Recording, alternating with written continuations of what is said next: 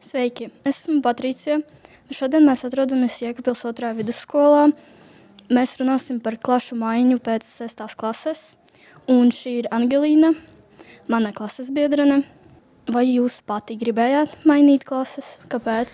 Īsti es domāju, ka nē, jo man ļoti patika iepriekšējais kolektīvs. Un es nedomāju, ka mūsu klase tā mainīsies. Tāpēc es gribētu atstāt iepriekšējo kolektīvu un es gribēju palikt šajā skolā. Kā jūs jutāties, kad aizgājāt daļa no klases? Bija skumji. Es jau sailgos pēc iepriekšējiem klases biedriem. Un kaut kā, nezinu, grūti bija. Vai jūsu klase kļuva labāka? Kāpēc? Nē, es domāju, ka klase kļuva sliktāka, jo tagad nav tādas, kā var pateikt, ģimenes. Tagad katrs ir pats par sevi. Vai bija grūti iepazīties ar jauniem klases biedriem? Kāpēc? Īsti es domāju, ka nebija, jo esmu kontakta un man diezgan viegli ir iepazīties ar jauniem cilvēkiem.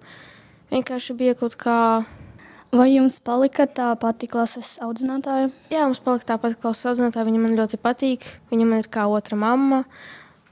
Jā. Vai jums patīk jaunā klases atmosfēra? Nē, jo mums klasē notiek starpbrīžos hauss. Mūsu klase uzdas kā mežoņi. Tātad tas bija viss. Līdz tikšanās.